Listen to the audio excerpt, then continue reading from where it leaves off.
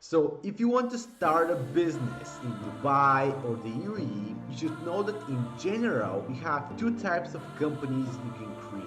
You either have the option to create a Dubai Mainland company, or you have the option to create a free zone company. And understanding the difference between both is extremely important for anyone who wants to start and run a business in Dubai and UAE. And the reason for that is because UAE Mainland and Free Zone companies both have completely different purposes. They both have completely different pros and cons, have different benefits and downsides. And it's important to pick the right type of company that will help you achieve your business objectives. So that's why in this video, I'm going to discuss the difference between a Dubai Mainland versus a Free Zone company. I'm going to discuss what are the pros and cons and the benefits and downsides of both. And I'm going to discuss when you should consider registering a Mainland versus a Free Zone company in Dubai. And you're getting all this information in this video for a total cost of simply liking this video and subscribing to this YouTube channel, which really helps me a lot being able to make more of these videos for you. And not only that, but if you need any help and assistance with being able to register a company in Dubai, with being able to get visa,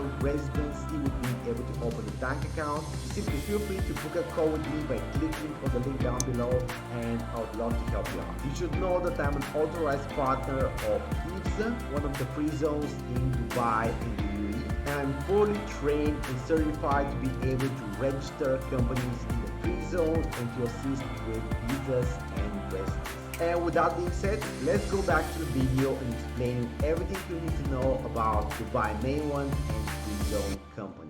So in order to understand the difference between a Dubai Mainland versus a Free Zone company, first of all, you should understand exactly what free zones are. In the UAE, you have this concept of free zones, or also called free trade zones. These are special economic zones that have their own framework of rules and regulations, and they offer special tax, custom duty, import and export benefits to expats and foreign investors. They have been created to make it easy for foreigners to invest and start a business in Dubai and the UAE, and to get special benefits and exemptions that you don't normally get by doing business in mainland. What's specific about free zones is that each free zone has their own set of rules and regulations. So this means that each free zone might have different requirements for starting a business and maintaining your business, as well as different costs involved with that.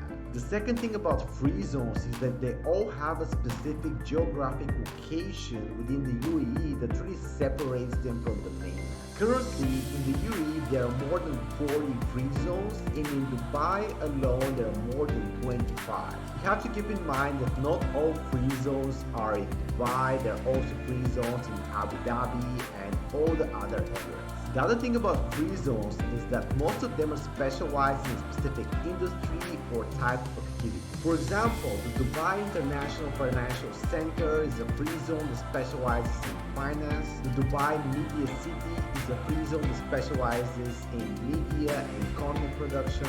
Dubai Internet City is a free zone that focuses on tech. Dubai Multi-Commodity Center is a free zone that focuses on trade and commerce. So at the same time, in Dubai, you also have free zones that are not dedicated to a specific industry and allow you to have all types of business activities. For example, with IFZA, which is one of the free zones in Dubai, you can have all types of business activities. You can get a professional license, which is for offering different types of services, consulting, coaching, and so on. You can get a commercial license, which is for trade, commerce, e-commerce, and so on. And you can also have an industrial license, which is for trade, export, and import of raw materials. And you can also combine professional and commercial activities with your trade license. So that way, for example, you have a business, you offer social media marketing as a service, you can also do coaching, consulting, and at the same time, you can have an e-commerce store and you can be trading stocks and crypto. So just to summarize once again, UAE Free zones are basically special economic zones with their own rules of regulations, with their own exceptions and benefits that offer to expats and foreign investors and within certain geographic locations. And now you may ask the question, what is the Mainland then? Mainland is basically everything outside of the free zones in the UAE. And a Dubai Mainland company is nothing more than an onshore company registered under the government authority of the Emirates. So now that you understand this, let's discuss what's the difference between a Dubai Mainland versus a free zone company. The first key difference is when it comes to ownership. Currently, UAE Mainland companies only allow for 49% foreign ownership for selected activities, and they don't allow 100% ownership for all business activities. Actually, in the past, it wasn't possible for a foreigner to own more than 49% of a Dubai Mainland company, no matter the business activity. This means that in order to establish a Dubai Mainland company, you always had to partner with the UAE national who is going to own at least 51% of the company. Recently, this actually changed and now it's possible for foreigners to own 100% of Dubai Mainland company for some business activities. So right now, 100% foreign ownership is allowed for Dubai Mainland companies involved with professional services. However, for Dubai Mainland companies that have commercial or industrial licenses, 100% foreign ownership is not allowed and you cannot own more than 49%. On the other hand, a Dubai Free Zone company allows for 100% foreign ownership no matter the business activity. That way, as a foreigner, you can establish a Dubai Free Zone company and you can own 100% of the company no matter what type of license you have, no matter if you're having a professional, commercial, or industrial license. The second key difference between a Dubai Mainland versus a Free Zone company is when it comes to taxes. Starting from June 1st, 2023, Dubai Mainland companies will be subject to 9% corporate tax. This will apply to companies earning more than 375,000 dirhams, which is about $102,000. At the same time, Dubai Free Zone companies will continue to be exempt from any corporate tax or personal income tax at least for the next 49 years. So with the Dubai Free Zone company, you continue to have 0% corporate tax, 0% personal income tax, 0% tax on dividends, 0% tax on capital gains, and so on. So that way, with the Dubai Free Zone company, you get to keep 100% of your profit, and if you become a tax resident, you wouldn't need to pay taxes in your home country as well. Another key difference between a Dubai Mainland versus a Free Zone company is when it comes to custom duty taxes. So while a Dubai Mainland company has to pay custom duty taxes on all goods imported in the UAE, on the other hand, a Dubai Free Zone company has no custom duty tax. This means that with a Free Zone company, you can freely import and export goods from the UAE without any custom duties. And this is actually an enormous advantage if you have an e-commerce store and you're actually selling internationally.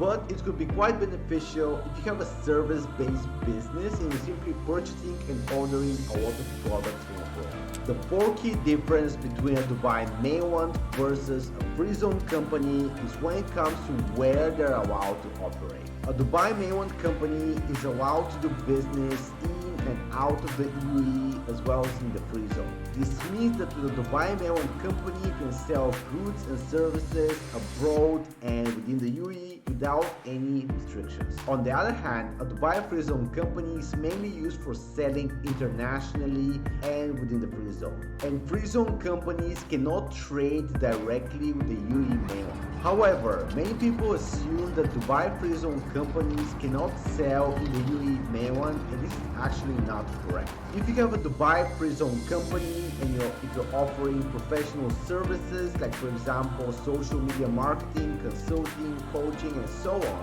you can actually sell those services to the UAE Mainland without restrictions. If you have a Dubai Free Zone company and you have an e-commerce business, actually you can sell products to the mainland via a third party like a logistics company. The fifth difference between a Dubai Mainland versus a free zone company comes down to the type of trade license as well as the business activities they can have. For a Dubai Mainland company, you can choose among one of the following trade licenses. Professional license, which is for businesses offering professional services, consulting, coaching, and so on. Commercial license, which is for businesses dealing with trade, commerce, e-commerce, and so on. Industrial license, which is for businesses dealing with export and import of raw materials. And tourism, which is for travel agencies dealing with inbound and outbound tourism. On the other hand, for a free zone company, you can choose among one of the following trade licenses. Professional, commercial, and industrial. And as you can see, what's missing